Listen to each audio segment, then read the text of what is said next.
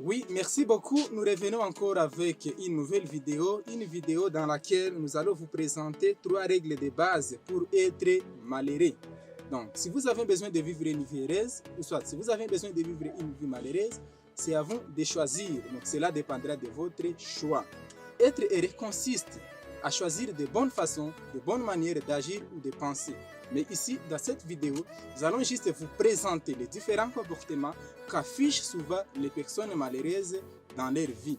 Et cela d'une façon aussi consciente, sans toutefois se rendre compte de ça. Une fois vous affichez ces comportements peuvent s'enraciner dans votre vie et seront difficiles à écarter ou à éviter.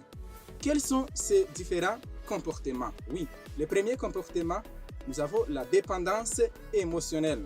Qu'est-ce que la dépendance émotionnelle? La dépendance émotionnelle survient quand? La dépendance émotionnelle survient lorsque quelqu'un dépend d'une autre personne, qu'il conçoit la relation vraiment comme l'unique voie de certitude. Ici donc, la personne dépendante va éprouver la colère, la dépression quand la personne aimée est absente. Cela donc, c'est la dépendance déjà émotionnelle. Mais cette symbiose malsaine peut apparaître entre la relation des amis, entre les psychologues et les patients, entre le père et le fils, entre le mari et la femme. Ici, dans la relation de dépendance émotionnelle, la personne forte vraiment peut manipuler cette relation comme elle veut. Mais si vous êtes pris au piège par une relation de dépendance émotionnelle, les conseils suivants peuvent vous aider.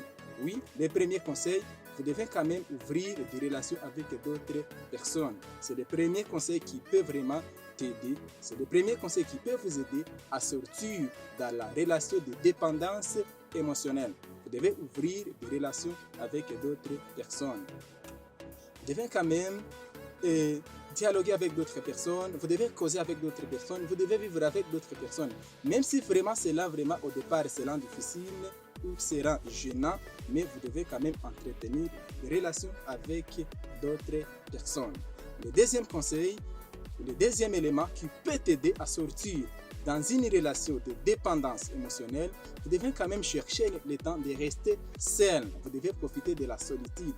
Ainsi donc, avec cet élément ici, vous devez aussi apprendre à trouver une solution aux différents problèmes de la vie quotidienne sans toutefois faire appel à la personne aimée. L'élément suivant qui peut vous aider à sortir de la dépendance émotionnelle, vous devez promouvoir votre amour propre. Vous devez vous sentir bien vis-à-vis de vous-même.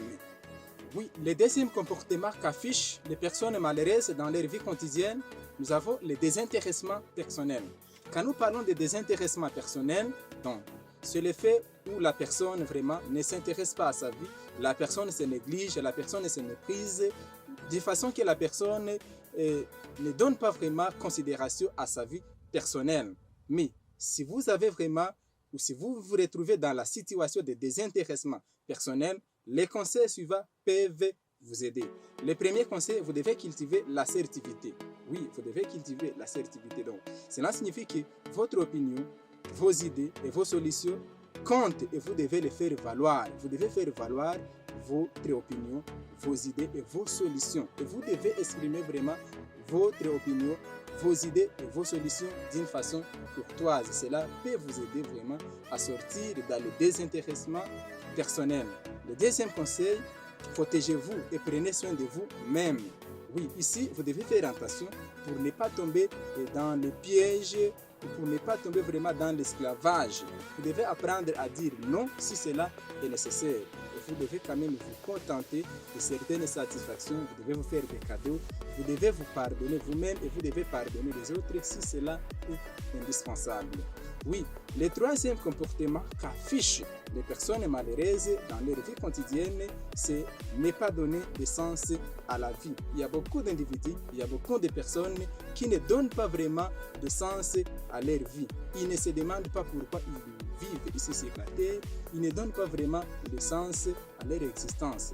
Ils ne se fixent pas même des objectifs dans la vie ici sur la terre. Ce sont là vraiment les trois comportements, les 3 règles de base pour être malheureux. Donc, la première règle, le premier comportement, nous avons la dépendance émotionnelle. Pour 2, nous avons le désintéressement personnel et 3. Ne pas donner de sens à la vie. Merci beaucoup.